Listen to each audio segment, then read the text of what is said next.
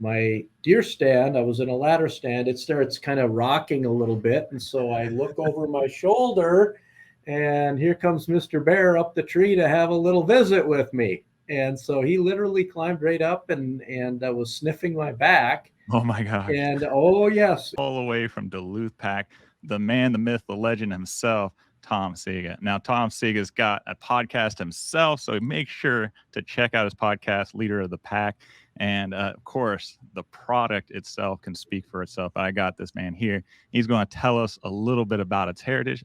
And what's most interesting, this man walks the walk and talks the talk. And that's what we like to have on here. People who actually enjoy the experiences of camping and outdoor adventure and express that through various different ways. So, Mr. Sega, thank you so much for giving us some of your time to come on here and talk to us. Sean, I'm really excited, and thank you for having me. Prior to getting on here, you and I were talking a little bit, and we both love the outdoors so much, like your listeners do as well. I just got off yesterday the Gunflint Trail, which is literally, it ends at Canada. The leaves are absolutely beautiful out here right now. We hit it perfect on weather when we were just up there, because you know what? In another week up here in northern Minnesota, it could look very white. So the opportunity I've had going up to Minnesota was actually as a scout. There's a high adventure base up there called Northern Tier. And as a young scout, I had the opportunity to go up there with the Order of the Arrow, and it literally changed my life. And it was the first time I ever seen a loon. And I know a lot of people don't like loons. They find them annoying or whatever, but the call of the loon just haunts me to this day in the most beautiful way. There's so much beauty up in that area where you live, man. Like, you are living the dream. Is there anywhere, any sound, maybe is a better word, that you can fall to sleep to than the loons calling on a lake in the summer? You're out in a tent and out in the bush, and there's a little bit of breeze, and the loons, oh, it doesn't get any better than that. And you must have, if you were canoeing, you probably used Duluth packs when you were up at Northern Tier, because that's what they use. We did, man, for sure. I carried everything from our food, from our camping gear, the wet socks, all of it. And and it always stayed dry too. And we went through some serious downpours. It was a 2-week trip, and we had no problems with the durability of your packs. Well, that's good to hear. And you know what? That's part of our core values. So, you know what? It needs to last for a long, long time. It doesn't matter how much weight you put in those things. Yes, sir. So can you tell us a bit about yourself and your personal connection to the outdoors and camping? I grew up in northern Minnesota up here, and we're the land of 10,000 lakes. So you talk about the Boundary Waters canoe area, the Quetico Park in Ontario, outdoors as a hunter, as a fisherman, and just loving to be in God's wonderful outdoors is just been part of my personal ethos my whole life. Grew up in it with a family that we were outdoorsy. My dad did all those types of things, and really introduced me to it. And I took it probably to a whole new level than he did, and just fell in love with being outdoors and everything to do with it. And it's my happy place. It's where, business, as you know, and so many people out there know, that our day-to-day lives get really hectic, and being outside can be that getaway, that place that you just release, and you're in your own thoughts, and nothing else matters at that moment. So I use that as an escape, but an escape that, boy, I can't wait to get there. And as soon as I'm on my way home from wherever I am, I can't wait to get back. Hey, man, are you familiar with a guy named Horace Kephart? Absolutely. In fact, we were talking earlier, and Dave Canterbury, and Dave writes in some of his books about Horace. And back in the late 1800s, early 1900s, Horace Kephart talks about our packs. He did. And he also just tried to convey the same sentiment you just said. We get trapped up in this day-to-day hustle and bustle, but getting outdoors and breaking away from it rejuvenates us.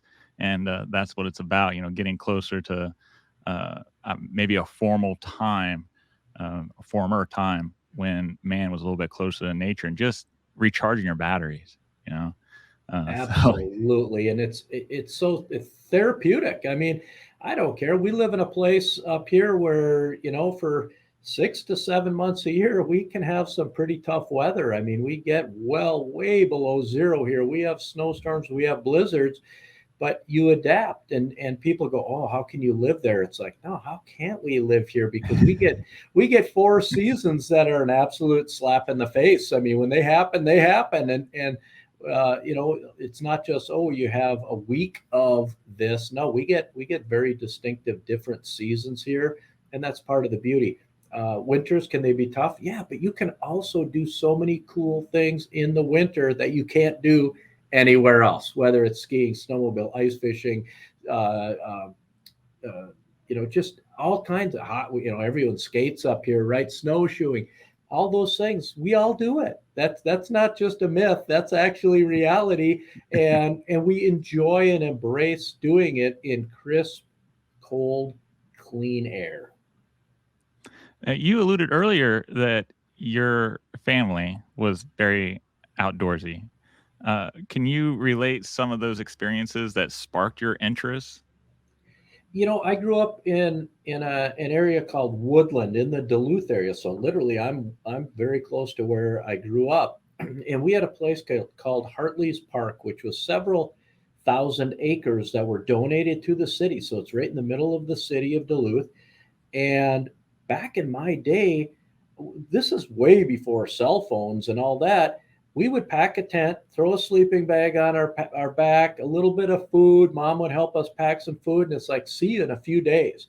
And we'd walk on down to Hartley Park, and I'll tell you, we'd catch little brook trout, and we'd be sticking a stick in them, gutting them, and then cooking them and picking the meat out, and just learn to do really cool stuff like that. Had encounters with bears. We had encounters with deer. Just really, really fun stuff. And then we'd show up back at home, and you might have a few scratches and cuts and bruises, but your parents just let you go and try and do, and it was just so healthy for us and so good for us to experience what's out there, and being able to say, unplug, because we didn't even talk about unplugging. There was no such thing as a cell phone, but you certainly couldn't take the telephone cord with you, and it wasn't going to give you any access to mom and dad. So when we were out there, we were serious about it. We would think of things like, maybe we shouldn't do that. That's really stupid, because if we get hurt, how the heck are we going to get out of here? And we'd think those things through. And I think it's just so wonderful to be in that type of environment. And I wish everyone's kids had an opportunity to experience some of those things that we did that didn't take a device or technology. Now you kind of broke into my next question. What are some of your most memorable camping or outdoor adventures that you've been on? Oh gosh. So I'm an avid hunter, and I will preface it with, we eat what we shoot. Mm-hmm. And so, you know what? These animals, these deer, oh my gosh, we eat a lot of deer. And I can tell you there's no chemicals in these deer and all these other things that you get if we're going to go to the grocery store. My memorable ones, I've been very blessed. I've been able to do a lot of hunting and fishing from the Yukon and Alaska, to Western United States, to Southern United States, to other parts of Canada, other than just the Yukon, many of the provinces. And a memorable one is when I'm bow hunting in Manitoba, and my deer stand, I was in a ladder stand, it starts kind of rocking a little bit. And so I look over my shoulder, and here comes Mr. Bear up the tree to have a little visit with me. And so he literally climbed right up and was sniffing my back. Oh my gosh. And oh yes, and he's actually that bear is actually mounted in our store now, in our brick and mortar retail store. It is actually a very cool looking bear, because it was a cinnamon bear, but pure auburn color with 2 raccoon eyes, and it had a full white blaze on its chest. But it was just very curious, climbed up, was sniffing my back, lost interest in me, walked out in front of me. I grabbed my bow and arrow, and away we go. So that's pretty memorable when you do have a bear climb up in the stand with you. And you in Canada, you can't have a sidearm with you when you're bow hunting, so that's against the law. So it was my buck knife and my bow and arrow, and that was it, and me and the bear. You know, in bear hunting, people are like, "Oh gosh, weren't you scared to death?" Well, yeah, sure. It's a little disconcerting when a bear's, you know, right there, and you're just about touching noses, and you can feel his nose sniffing you, and they breathe very loud, and so it's just a whole weird experience. Yes, disconcerting, but most bears are a lot more afraid of you than you are of them, unless you startle them or you get between mama and her cubs. Then then that's pretty bad chicken, is what I'd always say. You get between mom and her cubs, and so you know, when I'd be doing something like that, I would always bring some rocks in my pocket. And I've had some encounters where they huff at you, you know, kind of woof at you, and they start snapping their teeth. And the Right. biggest thing is to make sure that the cubs stay out of your tree. Because if they come up your tree, she's coming up your tree too, and she's not going to be happy with you. And here in Ohio, we do have some black bear that's finally making a comeback, but they're not huntable yet. And the biggest thing we have to worry about are the squirrels confusing us, making sure throwing nuts or something and being little nuisances. But we don't have too much to worry about when it comes to scary wild animals.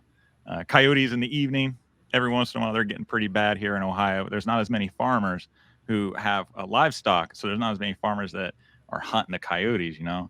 So that's an adventure, man. You know, you got to come up here sometime, Sean, because we have so many timber wolves in northeastern Minnesota, and you want to hear one of the most eerie sounds you'll ever hear in your life is when a pack of timber wolves take down a deer, Yeah. and you can literally hear from afar the pecking order of who's going to eat first and who's going to eat second. And it Oh is man. about as eerie of a sound as you will ever hear. And we have it, you know, when we're up in our deer camp in northern Minnesota, we hear it all the time because wolves are filthy up here. There's so many of them. I mean, we have way too many of them. The deer population's really decimated up here due to that. But it is an incredibly eerie sound because they're just vicious killers. They're just good at what they do. How did you first become involved in Duluth Pack, and what So drew you into the company? So the history of the company is we are the oldest canvas and leather pack and bag builder in the United States of America. On December 12th, we will have our 141st birthday of the company. So definitely old, a storied, a French Canadian named Camille Poirier came down to the States, ended up in Duluth because at one point Duluth was per capita the wealthiest city in the United States of America. Is because of the timber trade, the iron ore trade, the rail trade, and the shipping trade with Lake Superior right here. And everybody, all the magnates and all of the company owners lived here, right here in Duluth. So Camille Poirier was commissioned in 1882 to build this bag. He was a shoemaker, and that's why he came here. But he was commissioned to build a bag for the timber cruisers, really, which were civil engineers, to get more and more rail track from northeastern Minnesota down to Duluth to get the timber and the iron ore here. And so he was commissioned to make it, and that's really our starting date. He patented the original tump line on the pack, which we were talking earlier at Boy Scouts. You carried our packs. You probably had one of the tump lines on your forehead. I always like to say where the tump line goes where my hairline used to be. And it really makes it a comfortable way to carry bags. That's what the Voyagers did years ago. So anyway, that's what founded the company, and then they started making other bags and went through. You know, I mean, gosh, we're older than the automobile. We're older than sliced bread. You know, we're older than World War I and World War II. So the company made it through all those bumpy times, the Great Depression. I had a career where I traveled extensively, 20, 25, 30 weeks a year in the pulp and paper industry of all things. And when you travel as much as I did, you get very particular about what you carry because you Mhm. don't want your zippers breaking on things when you're on the road, your handles breaking, wearing a hole in them. And I had some bad experiences with expensive bags that wouldn't last. I mean, 6 months I'm replacing these bags. And it's kind of a weird deal because a friend said, you know, you should go to Duluth Pack. They make great things. I'm like, yeah, they make canoe packs. I didn't know when I lived here in Duluth. I didn't know all the breadth of what they were making. And at the time, they were making, you know, my briefcase that I carry every day is 30 years old. I used to go through one every 6 months. So I went down to Duluth Pack, and I bought my first item, which was a briefcase. And to carry my stuff with my travel. And then I needed a new shaving kit. So I bought a new one from Duluth Pack because the zipper broke on my own. Then I needed an overnight bag. And then my kids were young and they needed backpacks for schools. And I said, you know what? This stuff's guaranteed for life. So you know what, kids? You're getting that one, which they looked like they were going to drown in it at the time. They were in 2nd and 5th grade. And I said, and pick your color wisely because it's the last one I'm buying for you. And my kids are 31 and 29 years old, and they still carry those backpacks for business. Isn't that crazy? And that's so awesome. I started buying gun cases, and my wife would buy some stuff. And I fell in love with this brand. It was like, wait a minute. This brand could be so much more than it is. And I'm just kind of feel like I'm the guy that maybe could take it somewhere that it's not today, because there is a much bigger world than just making canoe packs for the Boundary Waters and Quetico. And so I approached a company and said, hey, do you have any interest in selling? And I was told very nicely to go away. And somebody who's been in sales and marketing capacities, that pretty much tells you the answer is yes, but you just haven't found it yet. You, Tom, haven't done your homework to convince them to say yes. And 4 years later, finally, I was just persistent, and it was like, you're not going away. Let's sit down and talk. And very quickly, we sat and talked and talked about my passions and why I really was interested in being here. And we put together a deal for me to become the operating partner of the company. And a month later, here we were, and that was April Fool's Day of 2007. Fools on them. Yeah, well, maybe some days I feel like the fool's on me, right? I mean, everything in business isn't all roses, right?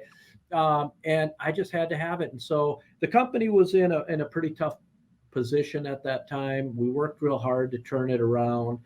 Most of us who are older can remember what happened on September 15th of 2008 when the stock market took its big crash. And we're a premium product, and it hurt us desperately as well. So we had a very difficult 07, 08, 09. 2010, we put this place in the black, and just a lot of great people around it and surrounding ourselves with great people. We've just taken it and grown it from there organically, and just had a lot of fun times doing it. We've gone from 21 employees to over 100 in our high water mark. We're just below that now a little bit. And we've gone from about 60 products within our product line to right now we have about 350 products in the product line. We make them in 11 colors, a bunch of leather options, a bunch of wool options. So our SKU count's about 8,000 products that we build. Man, that's awesome. And it's just fun. It's like going to play every day. It's not like going to work. And so all you people who have to go to work every day, why don't you come up here to Duluth Pack? Because we feel like we go and play in the sandbox every day. It's just a blast. Now, from your personal experience, it sounds like with your own family, even you would go to like the big box store and you get these things to use in your day to day. But then you found like Duluth Pack and you fell in love with it, its durability and everything. And then you start passing it on to your kids, those stupid throwaway packs that you get at Walmart or whatever. You're like, no, here you go. And like you said, your kids are adults now and they still use those same packs. It's crazy. And now they're junkies of it. It's crazy. They love it. And that's what we do find is that once somebody buys one of our products, they'll come back an average of 6 times. We have data that tells us that. And that just tells us the loyalty that, wait a minute, I invested. And that's what I always tell customers. When you're buying American made, whether it's our brand or any other American made items, you are investing in Americans making it, and Americans actually care desperately about quality, that what they're putting out, what they're making is quality.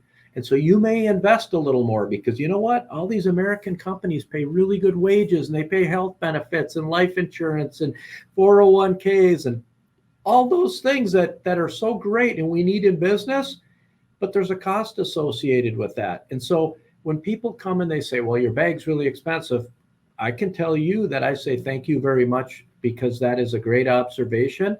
And we can explain that there is more than just paying a cheap price or an expensive price in something. You go buy a cheap imported backpack for your kids for school, and you're going to throw it away every year. Well, if you care anything about the planet as well, we're filling up landfills with old bags and packs and all this kind of stuff. Number two is, hey, you know what? If you can't afford it right now, save your money. We'll be here. We've been here a long time. We're going to be here for a long time to come. Save your money. And when you're ready, we're ready for you. And once you invest, I bet you'll be back, because you're going to fall in love with, I don't have to replace this bag. And then even more, when you start getting that bag patinaed, when you start getting scars, and I call them, I get scars on it and I get scabs on my bag, right? You get, that bag becomes part of you. And when it becomes part of you, you just love it that much more. And then it's like, wait a minute, I need a new shaving kit. Where do I want to go to get it? It starts telling the story, Our customers tell our story for us. We don't even have to. I mean, I love to tell our story, but our customers are so good at telling the stories. We have a lifetime guarantee on our products. That's one of our 4 core values, which are number 1, quality. Number 2, we're in the premium market, and that's our lane. That's where we want to be. Number 3, made in America. We have an American flag in every bag, and it is not easy, Sean, to put an American flag in a bag. It doesn't say assembled in America. It says made in America. And there's a lot of hoops you jump through to make sure that happens. And our 4th key, our core value, is a lifetime guarantee on all craftsmanship and hardware. And we have millions of bags out there, and at times things happen, right? A zipper breaks, a seam pops open, a rivet comes loose. Those things will happen, but we back it up. We fix it, and away it goes. And we will also fix it if you just wore a big old hole in the canvas from dragging it down the road. We'll charge you a couple bucks for that. But I can tell you that the most beat up, worn out bags that we get, that could be 40, 50, 60, 70 years old, second, third generation in a family. And I guarantee you, there's a bunch in our repair department right now. If we ask people, hey, that bag is in pretty tough shape, you sure? We'll give you a good discount on if you want to replace that bag. They're like, absolutely not. If you only know where that bag has been with me, the stories that invokes within the people, they become passionate about the bag, and they become our best storytellers we ever have. Those are my kind of people. Those are my kind of people. I did a YouTube video discussing you guys' packs, and I have 2 examples that are about 100 years old or older. And I was analyzing it, and there's some little pinholes and stuff, and I got to send your way. But man, that right there, you just mentioned it. It's generational. It's not just affecting you. It's affecting the environment, and it's getting passed on to the next person, the next kid, or the next grandchild, or whatever. Take them out fishing with you, take them out hunting or camping or something. It is going to have a multiple lifetime impact. I'm actually giving a tour of our factory tomorrow morning to a husband and wife who I met their parents. They got married this last year, and they had Duluth Pack sweatshirts on their whole wedding party in pictures, number 1. But number 2, after the wedding, they sent me pictures, and in their house, they actually they use Duluth Pack's products as wall hangings in their house. So instead of having a photo on the wall or a painting, they have Duluth Packs mounted on their wall, and they have a ton of them. And those are the stories for us that it's like, how can't you love doing what you do? When that's our customers, it's like they're going, oh no, this is our thing. We love quality. We love supporting American products, American made, American jobs.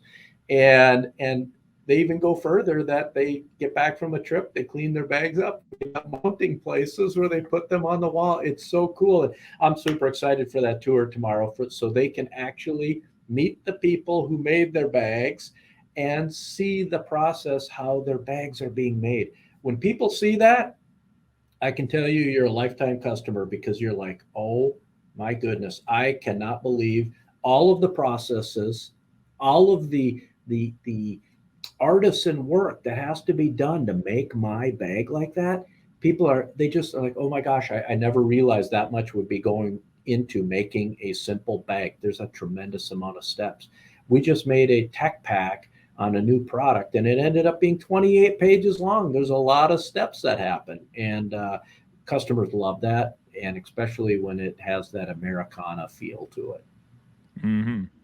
The you used a word that I think is really important too. You use the word artisan. You don't just have a company of factory workers or whatever. You actually have what you would call artisans. When you hand cut 250,000 square feet of leather per year with X-Acto knives, those are artisans. You roll out a hide because we know all of our cow comes from either Oklahoma or Nebraska. Our buffalo hide comes from North Dakota or Montana. It's all tanned in Wisconsin. And then we buy it by the side. So we buy half a cow or half a buffalo. And then we have patterns, and they hand trace the patterns and then hand cut the patterns. You talk about artisan work. These are people putting their skill sets directly into that bag. Sewing a bag, some of the corners in a bag could have 6, 7, 8, 9 layers of canvas and leather in a corner. This is not easy when you have 2 pockets coming together in the bottom of a bag with a canvas insert and a leather bottom, and you got to get it around that corner. And then here's the crazy other thing that most of us forget about, and they remind me all the time when I come up with what they'll call cockamamie ideas for a new bag, is they go, Tom, how do you expect us to make that? Don't forget, we have to make all these bags inside out. And we all forget about that. And I'm around it all the time. And I'm like, hey, can we do this? And they're like, how do you expect us to do that? And it's like, I don't know. You're the professionals. You make the magic happen. Exactly. Do your magic. So it's really cool. And someday we do, Sean, have to get you up here for a tour. I think you would just find it priceless. I look forward to that, sir. Thank you for the invitation. So how would you describe your role in the company? How would you describe it day to day?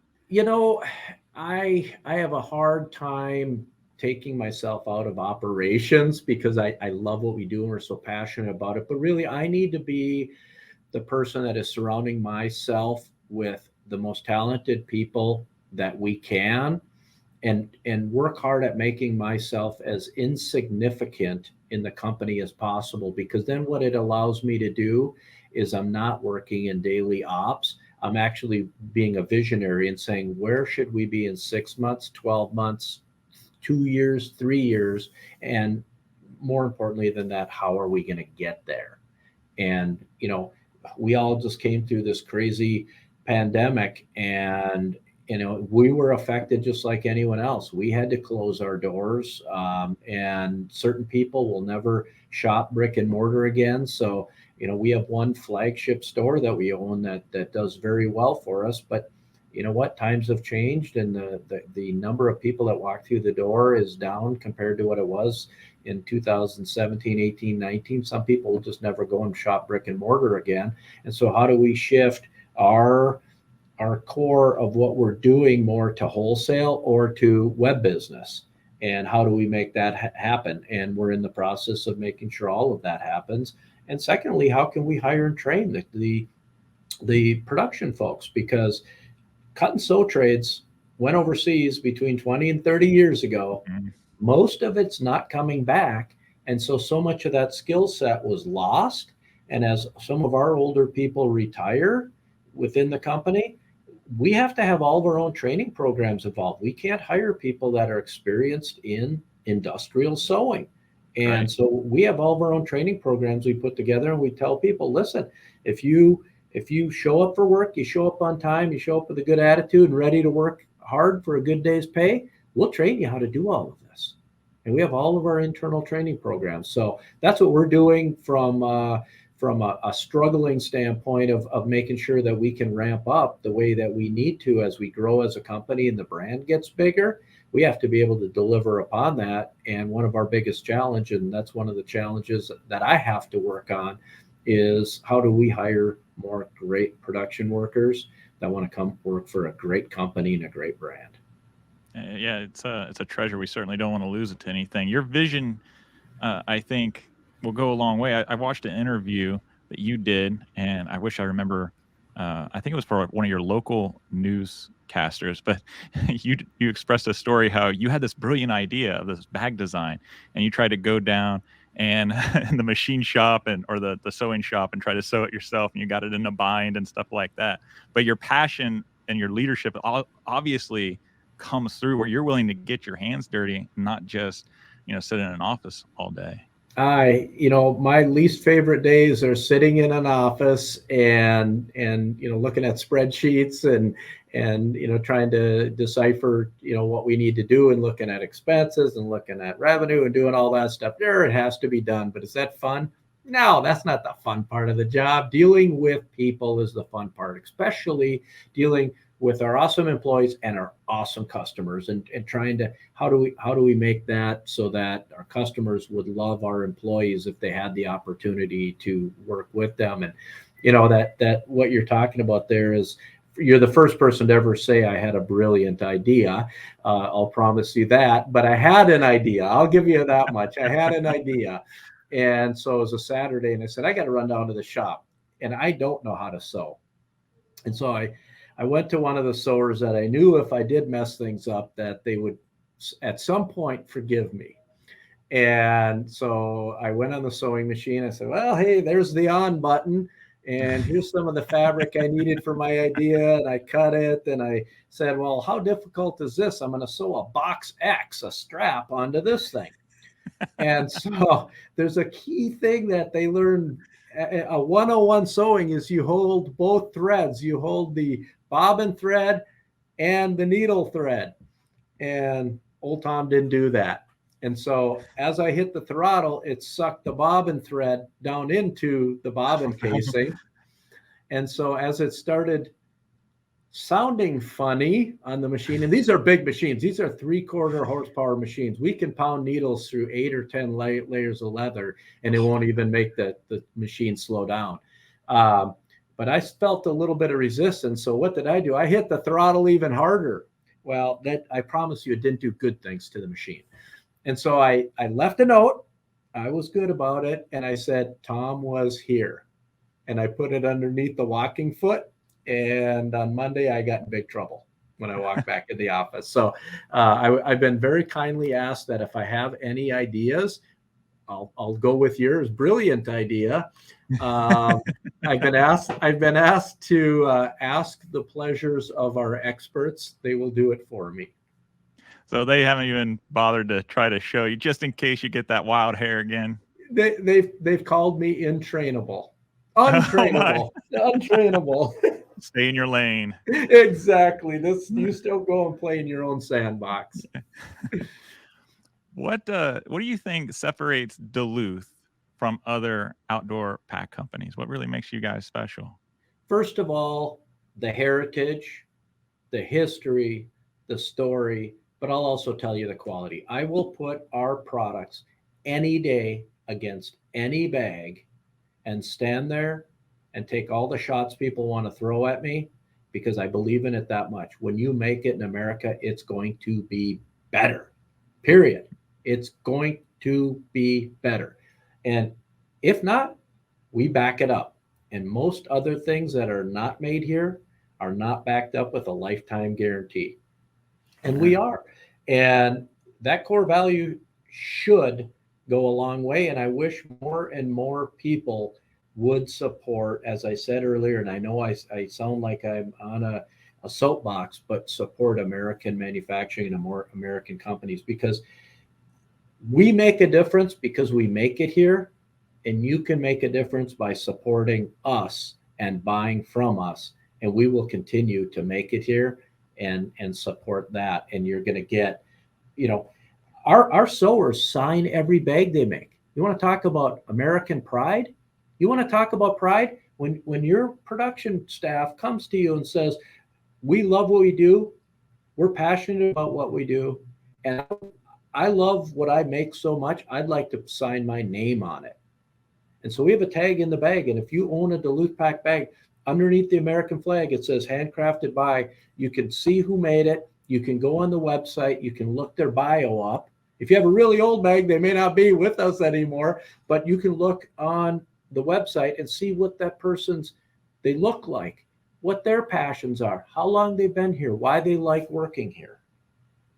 Man, that's huge. I mean, that you sound like you're a fan of history. This idea of signing something that goes pretty far back, and if you go all the way back in blacksmithing, for example, you could not sign anything that you made unless you were a master blacksmith. Then you had your own touch mark, and that touch mark, spoke to you, and of course any apprentices that you may have. So the fact that your company is embracing that tradition, it's not just something that's off the rack.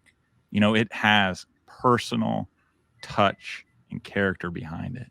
It does. I mean, if you could just meet our people. I was in a production meeting this morning, and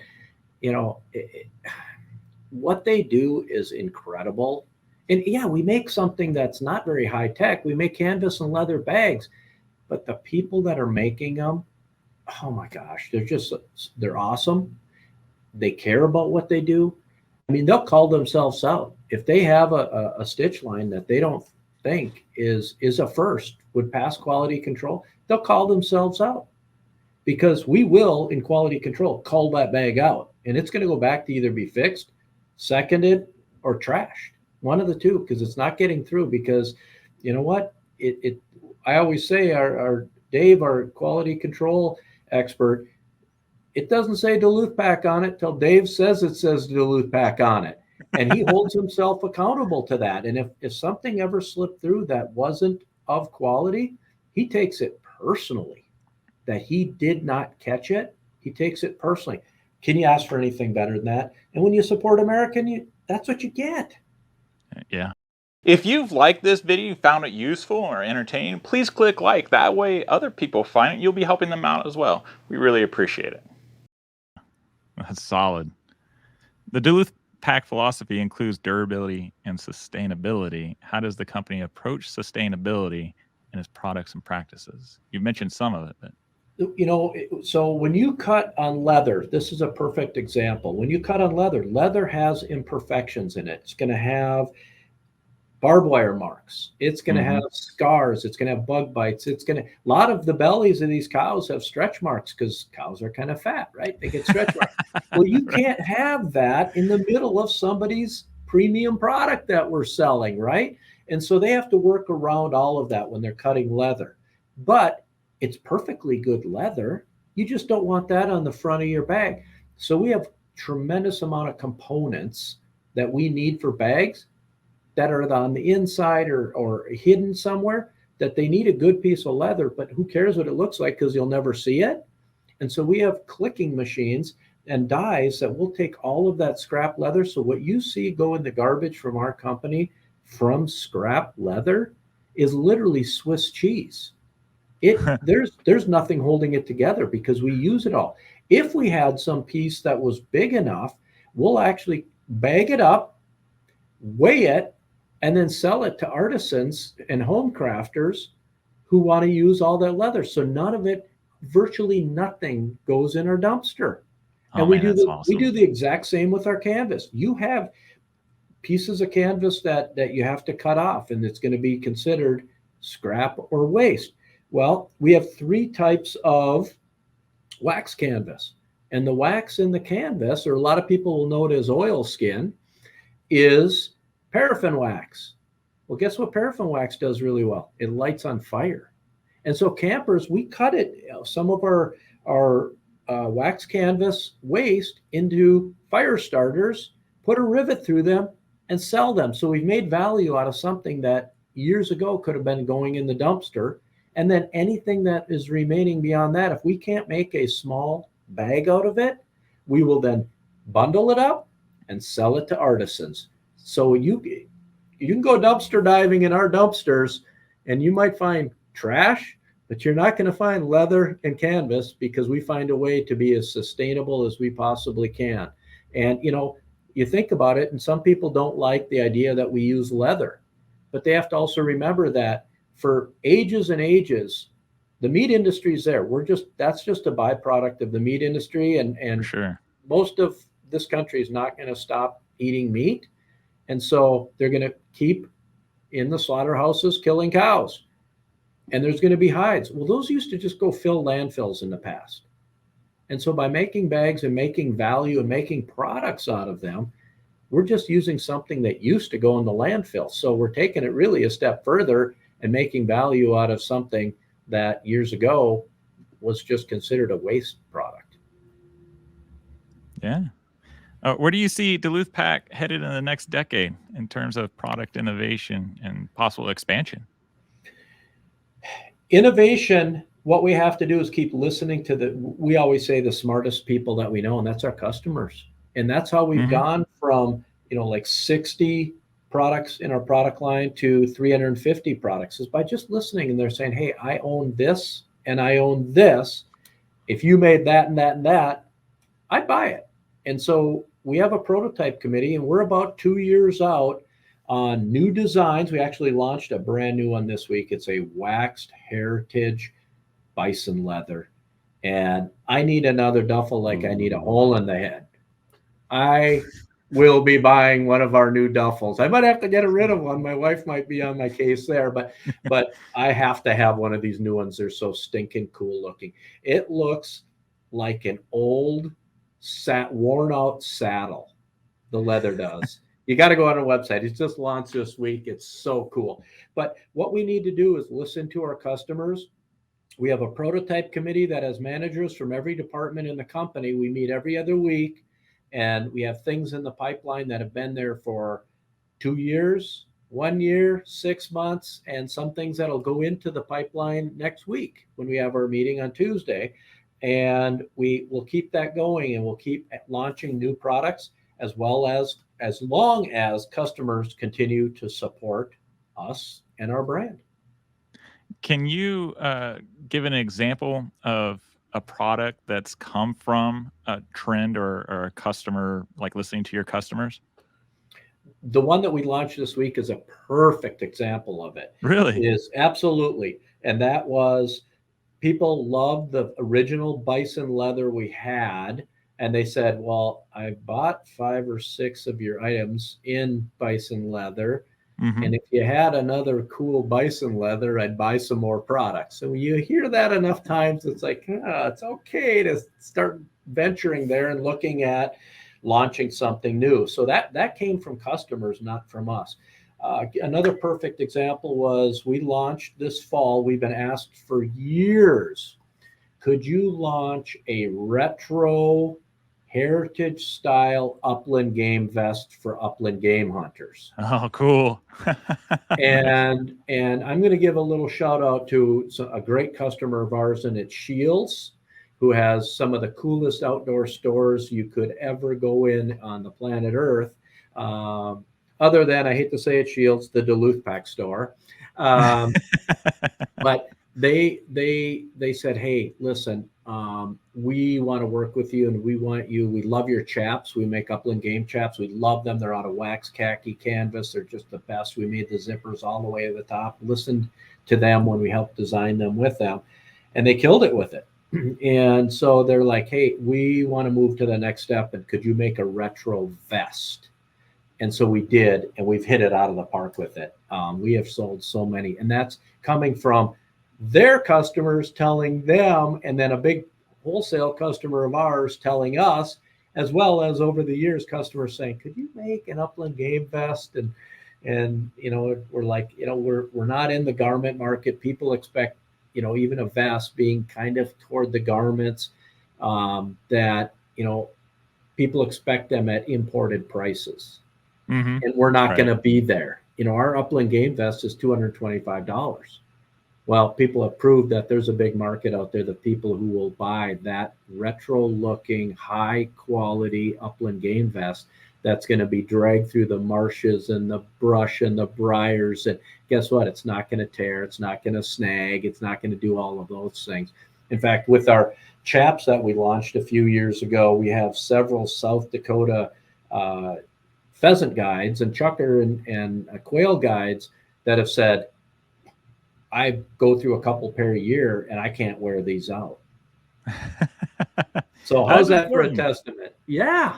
You got to be able to rely on your gear when you need it most. Like if a zipper breaks, like you said, but even more so when you're out in the field, whether it's 10 acres away from your car or whatever, if something breaks on it, man, that's end your day. That could possibly end your day, man. There's only so much time, to stay out in the woods, stay out in the Exactly. marshes. And we pay a lot of money for, our shotgun or our shotgun case. And so to have that vest, you're going to have it for life. We used to make, and I'm bringing it up actually next Tuesday at our prototype meeting, because we're making more and more fly fishing gear, fly wallets and a few other things, some small tackle boxes and whatnot. And years ago, I mean, gosh, over 20 years ago, the company stopped making a fly fishing vest. And people have been asking ever since. And I literally had a guy on the phone the other day and he said, well, can we just FaceTime? I want to show you. I'm packing to go to B.C. right now because I'm leaving on a flight tomorrow from this area. And I'm taking your vest. And I know about 100 guys who said they will buy one in a minute if you make a fly vest. And so we maybe I'm giving something away here, but next spring we may see a fly fishing vest coming out. Oh man, that's cool. And again, That's cool. customers. It's all about customers. Now, the company has a strong online presence. How has e-commerce influenced the company's growth and outreach? Because I think that probably ties into what you just talked about a little bit. It really does, because that's an infinite store. We have a brick and mortar store, and we have, I think I heard it was like 16,000 SKUs in the store. Well, that's it. But our website, we could have 16 million SKUs on there if we wanted. First of all, it's a showcase for all of our products, but then we also sell other high quality outdoor brands on our website. And so our website has really, it can be infinite. We keep adding more products to it, working with other high quality vendors to really get our reach as far as we can, because I'll be honest, selfishly, if you buy a product that we sell on our website that we didn't make, and I'm talking about, it could be a canoeing or a kayaking life vest, let's say a PDF. There's a good chance that that's a first-time customer to our company. And now we're able to showcase to you the products we make that we're so passionate about, and we will be marketing to you. And so that is an avenue for us to build our customer base beyond what we could do from just wholesale and just one brick and mortar store. And when I say wholesale, we have a dealer network of about 300 plus dealers out there that sell our brand. But then we have a second part of that where we actually private label our bags for companies. We probably, I would guess we're at about 800 different companies that we actually put their logo on our bags, and they can order one or they can order, we're doing, bids for 10,000 bags at a time, that they're like, I want my logo on it. And, we could put Honorable Outfitters, we could private label bags for you and with your logo on it. And so we work with all kinds of people that do that. This week, the Minnesota Wild hockey team was in Duluth practicing, and all their executives came over, took a tour of our factory to support a Minnesota company, being the Minnesota Wild. And we have their logo. We've done business in the past. And they are super interested in private labeling bags again for the Minnesota Wild, and the team and the staff and their families with the Minnesota Wild on it. So there's just one example. But this time of year right now, we're in early October. We are ramping up so much because so many Christmas gifting for companies. So if somebody out there has a company and they want to gift their employees something made in America, high quality, we do that all day, every day. Oh man, that is huge. That is huge. And those people who get that bag, they get it for, the employees of Honorable Outfitters get that bag and they're like, I love this bag. What else do they make? Then they go to our website. So heck yeah, we're a little bit selfish, but we're also capitalists, right? No shame, because you can rely on it. You can rely on your product. So there's no like shifty, sleazy salesman kind of thing. Exactly where it came from. You know what hands made it. You know the quality and the back, the the guarantee that it has. Like there's no sleaziness to it, man. Like Sean, the funniest story I ever had is I don't get to do it enough, but work on the floor of our brick and mortar retail store, the flagship store. It's named the Duluth Pack store. And there was a gentleman in, and he was in his late 70s, and I'm talking to him, and I said, well, have you heard of us before? Here's our core values. We have a lifetime guarantee on our products. And he turns and looks at me and he says, I'm 78 years old. I don't have that much life left. And I started laughing like crazy. And I said, well, I said, but you could turn it into a family heirloom, because having dad's bag, that's not cool, but having granddad's bag, now that's cool. True. And he looks at me with the straightest face ever, and he says, I don't like my family. And I said, sir, our bags are not for you.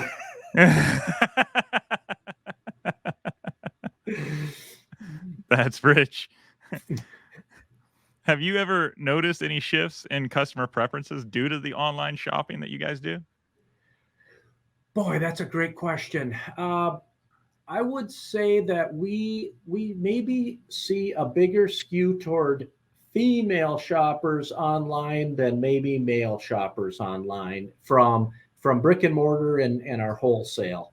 And so I think that we sell, women's purses, we sell tote bags, a plethora of different tote styles, so we can meet everybody's needs.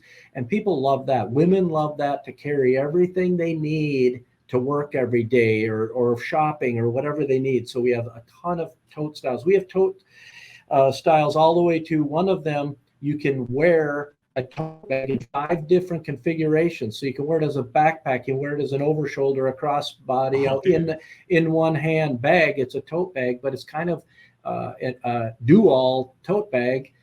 We make them small and we make them large. And so we kind of try to fit all the women. So we skew higher female on the website, because I think a lot of women do the shopping for the family, if you will. Even for we guys, it's like, I want one of those Upland game vests.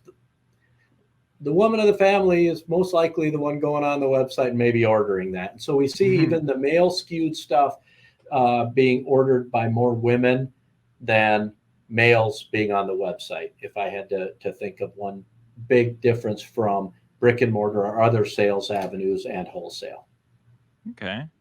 Now I know your company is, it's large brand. It's a large name. Anybody who's out in the outdoor community knows the name. But like you said, it's a brick and mortar and your flagship store.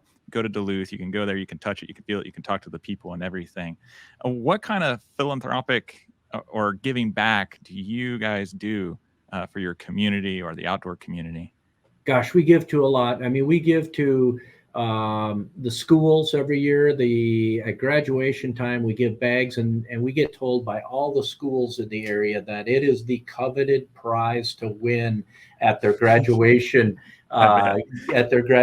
close-in alcohol and drug-free overnight parties that they throw for the seniors. And so we give to schools all over the place. We work with the Minnesota DNR. And so in the spring, we always do, you buy a bag, we give back. So we plant a tree for every bag that is purchased for like an 8 or 10 week period every spring. And then we can actually show pictures and show our customers where the DNR planted those trees. And so we buy the trees, we fund it, and the DNR plants it. And we have done that. We also do that with 10 Tree Company that we support, and they plant trees. We give to a ton of different charitable organizations and around the area, and just try to be a good steward of the community, of the state, and really of United States, because we're made in America and we tout that. So we try to give back, and we always try to say to people that, be the best conservationists that you can be, because we need to leave this land better than it was when we got here, and we try to do our part and put our mouth, our money where our mouth is. And if we're going to talk about it, try to help out with it. We have donated bags to what's called the Superior Hiking Trail. It's one of the longest hiking trails. And we actually adopted for several years sections of the Superior Hiking Trail. And then it was our job to go there twice a year with our crew and make sure everything is cleared. So we're just using hand saws and clearing any down trees, making sure there's it's safe, making sure that there's no garbage, cleaning up the campsites, making sure everything is nice and pristine, and give back in that way as well. So we only do it with money, but sometimes we'll do it with labor. In the fall, we've donated a lot of labor many years to Bentleyville, which is I believe is the largest lighting display in the United States, and it's right out our back door here in Duluth. It's called Bentleyville, and we actually adopt a section of this, all tunnels with lights. There's tens of millions of lights in this show, and we adopt a section of it and give labor to that. We've done that many years. COVID obviously messed up a few things here and there over the years on what we were able to do, but just do a lot of different things to try to give back. Man, the ripples, man, like you're just planting seeds, like literally planting seeds, but man, the ripples that your company is cascading across the country and the world, your state, your community. It's awesome, man. Yeah, it's a tough deal because you can't give to everything. Mm-hmm.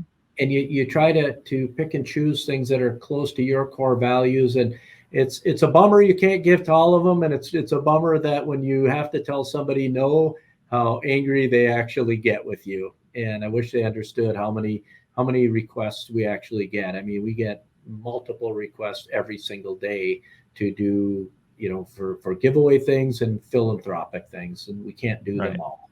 No way. Too many. Yeah. Personally, what is your favorite Duluth pack or design and why? That is so easy. Oh my gosh, you got to find a harder question for me. The Duluth Pack All Day Lumbar Pack. So it is an oversized fanny pack that has shoulder straps. And being an avid fisherman and hunter, that bag is with me all the time. Actually, I have two of them now because I do have a cabin in Canada. And when Canada closed down, my bag was there. And I went on some hunting trips in the United States. Well, Canada was closed, so I needed a new all-day lumbar pack. I love it. It's shoulder straps. It fits everything that I would need if I was in the mountains elk hunting with my bow and I got stuck there overnight. Or I've downed an elk and I have to take care of it and get ready to start hauling it out. That all-day lumbar pack, and you forget it. You have it on. You absolutely, it's so comfortable. You forget you have it on. The one negative that we get from this, and once I've talked to customers, and a lot of times customer service will say, "Hey Tom, there's a question about the all-day lumbar pack. Send them my way." Is how you properly adjust it for yourself. In fact, a friend of yours, Dave Canterbury, called me 2 weeks ago because he carries tons of our stuff and he wanted an all-day lumbar pack. So Dave got an all-day lumbar pack and he couldn't figure out how to adjust it properly for himself. And he said, "Tom, this thing's really uncomfortable.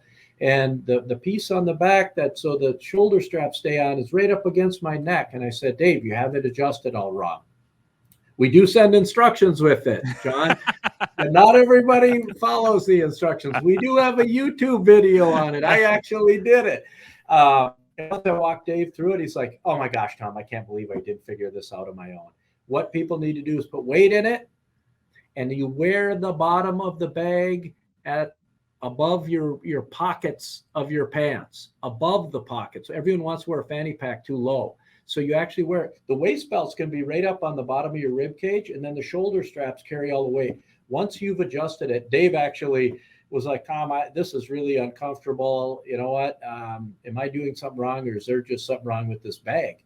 And I said, "No, let's readjust it." And he said, "Let me grab it." I talked him through it on the thing, and he was going squirrel hunting and that afternoon.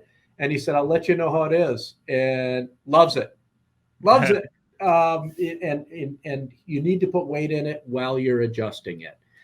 That's the thing. Don't have it empty. And then once you get it, you can, and it's your bag. We put more than enough adjustment in it. You can snip the straps off, burn the edges because it is a nylon strap. They won't unravel, and it's good to go for your life. Oh man, that'll be the next one I get. I've seen Dave have that bag in a lot of his Facebook posts, because he's a big squirrel hunter, man. Like, I want to go squirrel hunt with Dave so bad. But but yeah, I've seen it in his pictures and stuff. So now I'll put that in the description box below in the YouTube and the show notes so people can find it. And I'll find your link to your video of you describing how to make it easy to find it. For Make sure. it foolproof. Or they can call me if they still don't get it. Give me a call. I'll walk you through it. All right. So this leads me in my next question. A pack. You got a lot of experience in lots of different outdoor adventure styles. You go canoeing, you go hunting, you go camping, you do everything, right? So when someone's picking out a pack, is there some general guidance? Because I know there's a pack for every different activity, but is there some general guidance you can give us for how to pick out a good pack? What to do? That is an absolute phenomenal question. First and foremost, what are you going to use it for the most? Because what we'll find is you buy a pack and you have a specific use that you're thinking of using, and then you're like, oh, I could use it for this and this and this as well. But find out what you're going to use it for most. And then start looking at in the descriptions, because on every bag will say the uses that customers have told us they use it for and they love using it for. So in the descriptions, if you go online, you can see that. If you go to any of our dealers, talk to their people about what are the uses of this bag. If you come to our store, I can guarantee you we will know what the uses of it are if you talk to our staff.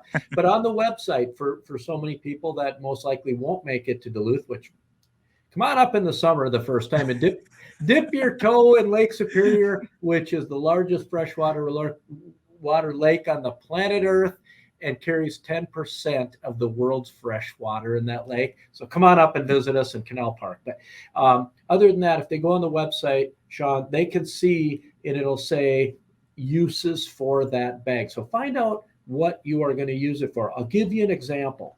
I had a young gal in our retail store one day. She was in with her father. She was buying the bag for herself. She was in college, and she was going to study abroad and do a bunch of hiking over in Europe. And she actually wanted what's called one of our best sellers in the world, our Wanderer pack. It's super cool. It's got this European flair to it. But this gal's shoulders were so slight and so small, I looked at her and I said, I don't think you're going to like it. And she goes, oh, but my sister has one and she loves it. And I said, is your sister built just like you? And the father broke in and said, no, she's much larger than you are.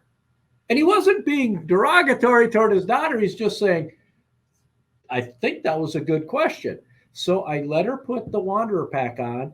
I put a 10-pound weight in it because we have weights that we can put in bags. I said, walk around the store. And I knew what was going to happen. It kept sliding off her shoulder. And I said, you're going to get to Europe, and in about 2 days, you're going to hate us. You're going to say Duluth Pack's the worst thing ever because the bag is wrong for you.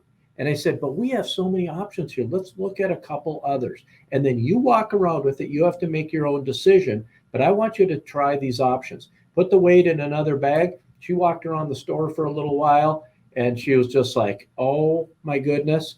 I would have hated the bag my sister has. I'm going with this one.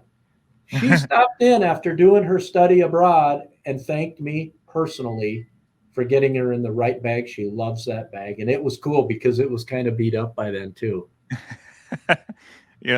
We live in such a cookie cutter society where everybody's trying to fit into a round hole or a square hole, and that might not be the right hole for you. So that bit of advice right there is a golden nugget, man, because so many people go to big box stores and that's what they're trying to do, but they don't get it in their head, and they, like you said, they get frustrated, and maybe they'll give up on whatever adventure they're on, whether it be hunting or camping or fishing or whatever, because they don't have the right gear that's for them. I can tell you, I bought a set of rain gear 25 to 30 years ago, and I thought I was going to die. I didn't have the money to pay for that expensive rain gear, but my father always told me, save your money till you can buy the best and then take care of it. Take good care of it. And I will tell you, this is early on in the Gore-Tex days of clothing. And about a month ago, I got rained on fishing and I got wet. My pants, the Gore-Tex, finally gave out after 20 to 30 years. But I paid $350 for a full-blown rain suit, bibs, that many years ago.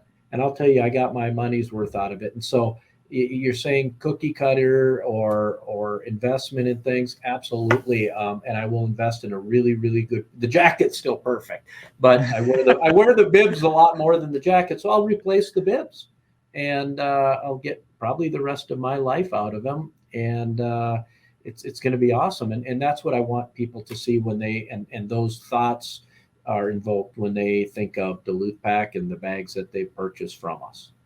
Yeah. What's the most valuable lesson you've learned from your experiences in the outdoor and camping industry?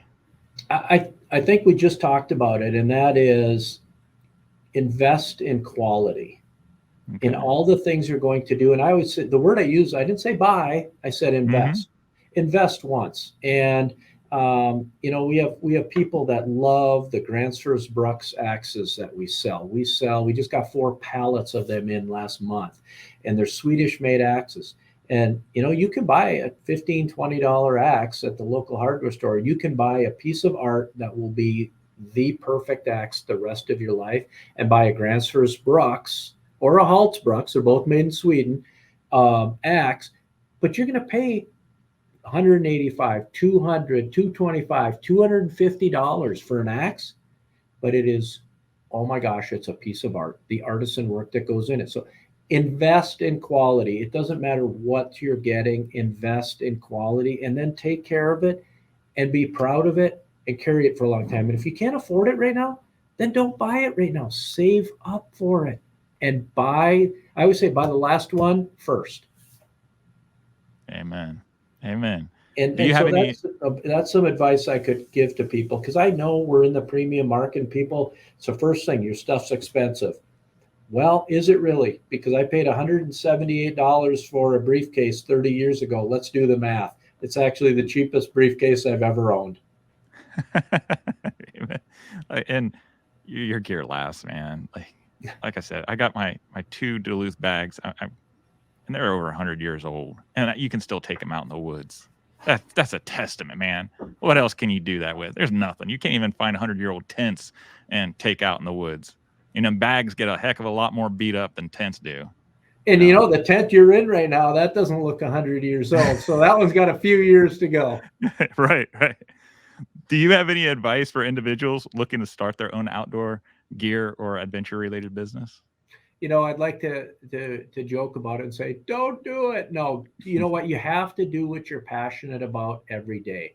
I will tell you that it's tough. If anyone thinks that business is easy and that, business owners or business leaders are just out there getting fat, dumb, and happy, you are going to, if you get into business for yourself, you will be sacrificing more than any employee you ever have. You'll take all the risk.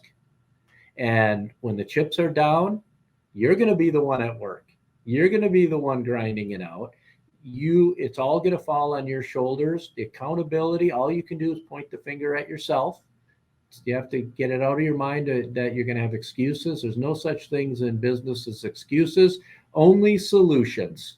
And you know what? Even if it's the wrong solution, at least you're trying to fix the problem and not just making excuses for it. Because business owners, business leaders, that's what you do. You're a problem solver. You don't get to do all the fun stuff. I mean, my days when I get to go in our brick and mortar store and work as a sales associate, those are my best of days. Those are the days I love. But as the leader, you don't get that. You're problem solving, and you are making and I'm not trying to make it all grim. I love being in business. I own 2 outdoor businesses and I love it, but you also better be ready for the challenge. You better be ready for the sacrifice, because you will sacrifice more than anyone else in the company every day. Is there some experience or education that you had that helped prepare you for your role? I was, and not my degree, because my degree's in technical, but being a manager when I was working in the pulp and paper industry on the supply side. So I started as a salesperson, which is the best title on the planet Earth. Sales representative. It doesn't get any better than that. But once I became management, then you had to manage budgets. Mm-hmm. And the foundation of every business is really accounting practices, right? And so anyone going into business, if you have a great idea or you're going to buy a business, you need to understand the foundation first. We all say building a house, you can build a great house, but if it's on a bad foundation, it's a bad house. Make sure you understand the foundation of business. And you cannot be afraid to say, hey, we're here to make profit. Profit is not a bad word. Profit's a very good word, especially in the United States of America, because what do we do with our profit? We reinvest it in our people and our companies. And so you can't do it for the good, out of just the goodness of your heart. Say, I'm going to go in business because I love this. And if we make money, great. If we don't, we don't. That's a recipe for disaster. You have to be in it to win it. You have to be in it to make profit. And that's why you're there. And then you expand and you reinvest in people, and you reinvest in technology, and you reinvest in equipment to do what you're doing. And whether it's you went and bought an outdoor brick and mortar store, or you started your own podcast, or you start manufacturing it, you have to love what you do. You have to be willing to sacrifice, and you have to understand the core of a business, or the foundation of a business. And that really comes down to all the Excel spreadsheets. You have to be able to cipher through those pretty well. You need to be able to budget and then stick to your budgets. It's so darn easy to rob Peter to pay Paul, right? You have, I have a budget here and I haven't spent it all, but I have a budget here and I spent it all. I'll just rob from that one. Well, you need to learn to be able to slap your own hands and not rob from Peter to pay Paul. You need to stick to your budgets and say, well, I didn't budget enough, and you know what? I'm going to have to just stick the course and grind it out. If you find something that's really, really working well and making you a tremendous amount of money, there's no reason you can't go to the bank and say, I need more money. And if you can prove to them on paper, because you have that good foundation of accounting practices in place, the bank's going to say yes, because guess what? They want us. They're having cash in a bank is a liability, and they don't want to have your cash in the bank. They want to lend you more money, but they want to do it when you can prove that you're going to be able to pay it back. And if you find nuggets that, hey, this is working really well, but I need more money in capital to invest in that, whether it's people or equipment or what it is, if you have a good plan in place, the banks will work with you. And so have a good plan and stick to your plan. Man, that's some great nuggets of advice, man. Thank you so much. Thank you. Are there any personal adventures on your bucket list? The biggest personal adventure that I have that I want to do, my wife has been an absolute peach. She's let me do so many things in the outdoors with her, but also without her, because she's not a hunter. That I need to work on her bucket list is my first bucket list the rest of my life, and work on that. But a personal one that I would love to do before I get too old is I want to go back to the Yukon, and I want to shoot a giant Yukon moose. Nice. And you'll have your bag on your back too. I guarantee you I will have my bag on my back, because there's going to be a lot of hauling. We make a bag called the Mountain Bow Pack and the Mountain Rifle Pack, and you can also pack a lot of moose meat in that. So that would be on my back. That's cool. So finally, what message would you like to convey to the listeners of our podcast and video who share a love for the outdoors and camping? Make time for that love. Give back to that love, and that is the outdoors. And you know what? It may not be just opening your wallet and giving money, but go and do something. Go help clean the Superior hiking trail, or put up a new bridge on it, or just give back some way to it, because it gives so much to us that a day, a year of giving of your time to something that you love so much, or you and your family giving to it, go do it. And it could be cleaning a park. It could be, I don't care what it is, but you got to give back something to it. And it doesn't always have to be just writing big fat checks and, oh, I can't afford to do that, because none of us can afford to be writing big fat checks to a bunch of stuff. But you know what? We can give a little bit of ourselves to it. It could be stuffing envelopes for some philanthropic event. It could be just licking stamps and stuffing envelopes or typing in email addresses. And that says a lot about your character and your values, sir. Thank you for that answer. That was beautiful. So we got to make this earth better than we got it, because there was a time in this earth that people thought they could just trash everything and the earth would take care of itself and all of that. And I get it. I mean, you know what? I still drive gasoline vehicles and diesel vehicles and stuff like that. So but get back to what you love doing and make it better than what it was. And I think right now that, the air and the water and everything is cleaner than it was 30, 40, 50 years ago. Yeah, it's definitely on the upswing, thank God. So is there any specials that's coming out for Duluth? Any promotions that you'd like to talk about? Any new gear? You already mentioned the one bison gear that you want to get people excited about. So I won't give out exact things, but I'll give teasers. How this? Because if I gave out exact things on what are coming up for Christmas time this year, marketing would throw me out a window. I promise you that. I would say follow us on social media, subscribe to our email, because you'll get those blasts. We do not spam the heck out of you if you get our stuff. We do a lot of content, but we won't spam you until Christmas. And then it is our duty to make sure your inbox is full, just like every other person that sells goods and services out there. But we have some really cool things coming out for Christmas. We will have some deals coming out.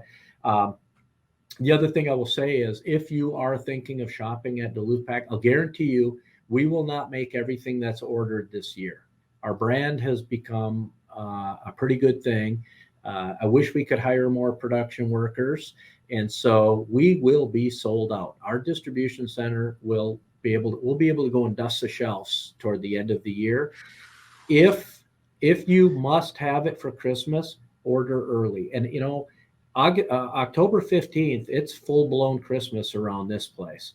And shopping, the pendulum is swinging. It's not people waiting till the end of December. It just keeps moving, the pendulum swinging. And by the end of October, I mean, it's Katie bar the door around here. So if you must have something before Christmas, order early, or it may be out of stock. But I will also tell people, people need to learn, the Amazon effect is, I ordered it today, thus I must have wanted it yesterday. Right. If you really care about quality and supporting American workers, if it's on back order for a few weeks, wait, because guess what? The person you're giving it to or buying it for yourself, that couple weeks you waited for it, you will carry that bag of whatever type it is the rest of your life. So a couple of weeks is pretty small sacrifice for carrying high quality, supporting American manufacturing for the rest of your life. Yeah, just put a little card in there. It's on its way.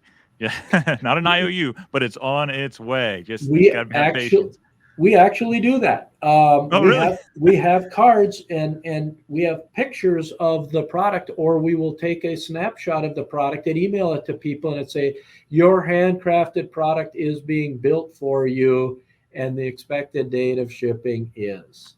Man, you can't find that personal touch anywhere. So if you're listening to this or watching this video, if it's on your list, go check out the website, because there's so much gear. No matter what outdoor adventure you're into, you will find it there. It's an heirloom piece of gear, and they stand behind it. It's a lifetime guarantee. You can't go wrong. And if you call our 800 number, you will get our customer service people on the phone talking in funny Minnesota accents. And maybe they'll talk to you about hot dish recipes and all that good stuff that we do up here. But you will talk to our people who actually work right in the distribution center. Our customer service is there, because if they really need to, they can get out of their desk, run back, and make sure that the color of the product they're saying and the size you ordered is there. And they've tried all these on, so they can walk you through the best fitting of that bag and what they love or what they may not love about an individual bag. Can't find that at Walmart, man. All right. So your podcast is Leader of the Pack. You guys do have a YouTube channel. Are there any specific handles that you want to throw out for your Instagram or anything else? All of our handles are at Duluth Pack, DULUTHPACK, and our website is duluthpack.com. Pretty easy. Awesome. Mr. Sega, thank you so much. This has been a great campfire conversation. I love talking to you, man. And one of these days, I'm going to make it back up there. I'm going to get that tour you promised me. I'm holding you to it. No, then we'll head up into Canada. I'll take you up into Canada, and we'll have a good old time. And you'll eat more walleye than you can imagine you'd ever want to eat. That's awesome. Thank you so much, sir. Everybody, give a kiss and hug to your loved ones. I hope you guys have a great evening. Thanks for joining us. Take care.